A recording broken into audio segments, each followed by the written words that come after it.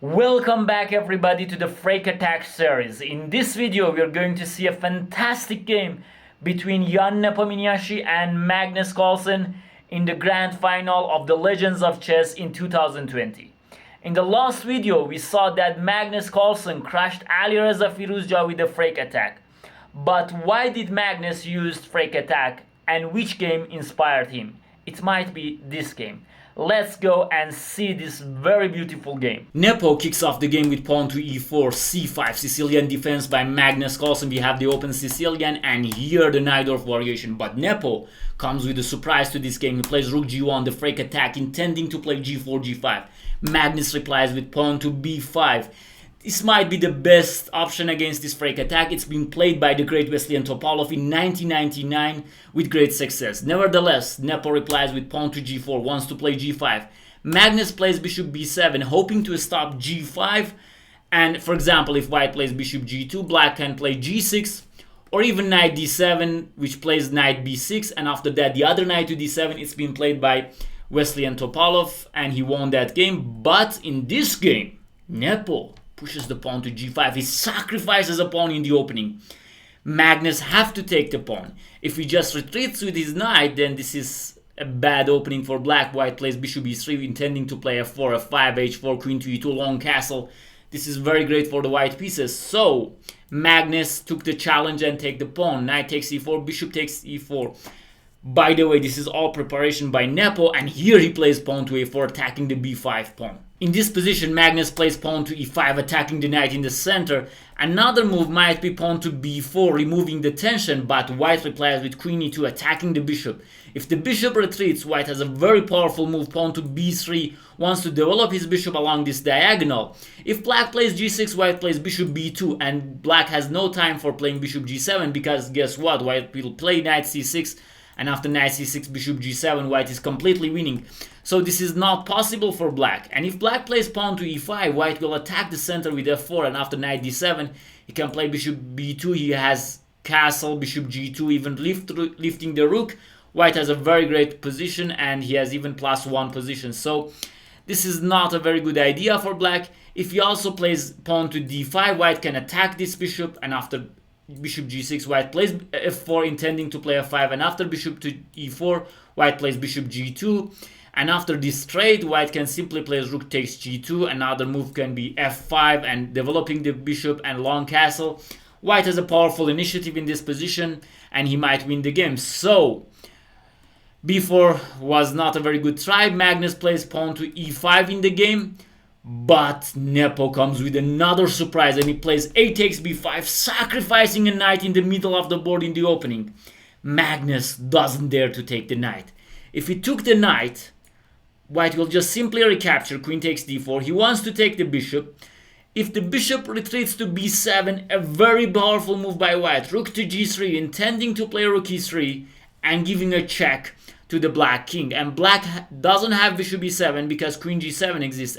Of course, this might be the best try for black, but here white has rook c3, a very powerful prophylactic move, because if now black takes on b5, white will take on a8 and he can take on b5, and black doesn't have the c6 square for his bishop and his knight. And if knight d7, white can just simply retreat with his queen. His pieces are so powerful, he can play queen a7, rook c7, and white is completely winning in this position. So this was the main prep by Nepomniachtchi. And if d5, white can also lift the rook to g3, for example after knight d7, rook e3. This is very dangerous for black. He should play bishop e7 because f3 is coming, and after bishop e7, white can just simply take. And after rook f8, he can take this. He has bishop b5, f3, developing the bishop. I don't know. This is very promising for white. So, So in this position, Magnus didn't took the knight and he just played bishop e7. And here comes another lift by Nepo. Rook to g4, attacking the bishop in the center. Magnus here replies with the best move. If he retreats with his bishop, then white has the f5 square for his knight, a very powerful square. And if castle, guess what? Rook g to a4, winning the pawn on a6. And white is completely winning in this position. Can you imagine that white played rook to g4 in this rook from h1 to g1 to g4 and then to a4? This is a very strange maneuver, but this rook g4 was a very powerful move. Here Magnus plays the best move. He took on b5. His rook is guarded by the bishop. Nepo took on b5 with check, knight to d7. Here computer suggests king f8, and after rook takes a8, bishop takes a8. It says that after knight b3 white has better position, but not a very big deal. Okay, but a very better position for white. But after bishop b5, Magnus plays knight d7, and here bishop d2, another very strong move by Nepo. He played all of these strong moves. I guess this might be all preparation because it's the grand final of the Legends of Chess.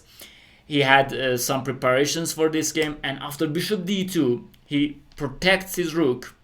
The bishop is still hanging, the knight is still hanging, and it's a very messy position. He plays bishop b7, rook a7, rook a1 was not also very good because after this white can play knight c6, and this position might be dead lost for black, might be dead lost because after knight c5 the bishop comes to d5. This is so powerful, the b pawn is coming. White king can come to g1, and this might be just a losing position for black, so Carlsen didn't play this move, and he played bishop b7, and here comes the knight to f5. The idea of rook g1 is delivered now, and now the knight is reaching the f5 square. Magnus castle, which was not a very good move. He should have played g6, and after knight h6, king f8, but I guess this position is also losing for black, but he played castle.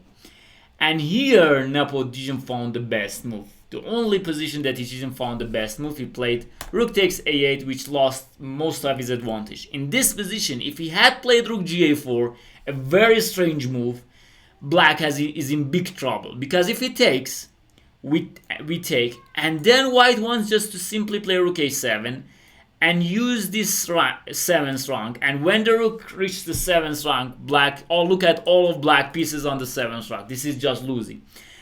The computer says the best move is bishop g5, and after bishop g5, queen g5, bishop d7, white will just win a piece because after queen g1, white king just can simply run with queen there, and after queen to c5, queen b5, and after queen f2 check.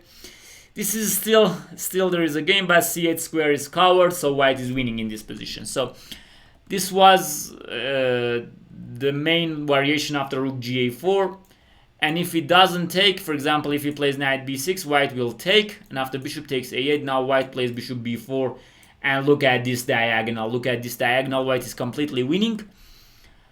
But Nepo plays rook takes a8, bishop takes a8, and he plays rook h4. He goes for the mate. He wants to mate black with queen h5 in this position. He could have even played bishop b4 with a small advantage for white, but he plays rook h4. He wants to play queen to h5. He used another square for his rook. He didn't play rook a4. He wants to deliver the checkmate for this king. But Carlsen plays g6, and here comes queen g4. Nepo in this game deliberately wants to sacrifice his knight. He sacrificed it on d4, Magnus didn't took it, and now he's sacrificing it on f5. Of course, in this position, this is not possible because this will be just simply checkmate for black, so this is not possible. But Magnus plays knight c5. He wants to play knight e6 in the following moves, and here comes queen h3, attacking the h7 pawn. And this is the most critical position of the game, which Magnus Carlsen blundered a very simple tactic. In this position, Carlsen can take on g5. I know that this is very hard to calculate. He might have very low on time. He might be very low on time. But after rook takes h7 and bishop takes d2, now king takes d2. Even there is king d1, but after king d1, black can just simply take. And there is no checkmate. After check, king comes here, and after check, king comes here. And if you give another check, black king will just be supported by his bishop. So this is not possible for white. So he should take back the bishop with king takes d2. And after queen g5 check, he should go to c3, knight d4 check, king comes to b4, queen d2 check, king a3. And here he can even take the knight with g takes f5. And there is no checkmate once again. After this check, king comes here, and white should take the rook. Okay, this is very complicated, but I guess this will be just finishing in a draw after all of these checks. This might be a draw in this position. White will just repeat. There are other perpetuals also in this position, so Carlsen should have played like this. He should have took the pawn, and this might be a draw after this. But here, Magnus Carlsen, the GOAT, plays pawn to h5 in this position. And Nepo just simply took the pawn. Says, what is this? I just want to checkmate you now on h5, h8. And if you take back, I will take with the queen. And after knight d6, I will just simply place pawn to g6. Even Magnus resigned in this position because he saw g6 and white has queen h7 check. And there is no defense. If knight g5, we'll just simply take it. If we take on g6, we take, check, check. We take this one. And after, for example, rook f7, we have knight h6. After king h8, we have check and checkmate on g7. So a very surprising decision by Carlsen. After g6, he's just lost. And he just played h5. I don't know why. I don't know. If you know, please just let me know in the comments. But after queen takes h5, white has g6. White has queen h6 with queen g7 mate ideas. And bishop f6 is also lost because of after this check. And after king comes to h8, white can just simply place bishop g5. The black should sacrifice his queen. I don't know. Carlsen blundered in this position. And here after knight d6 he resigned and Nepo won this game. This was a very great game by Jan Nepomniachtchi against Magnus Carlsen, and he got his reward. I hope you enjoyed this video, and if this is the case, please like the video, write comments below this video and subscribe to my channel. Enjoy chess and life.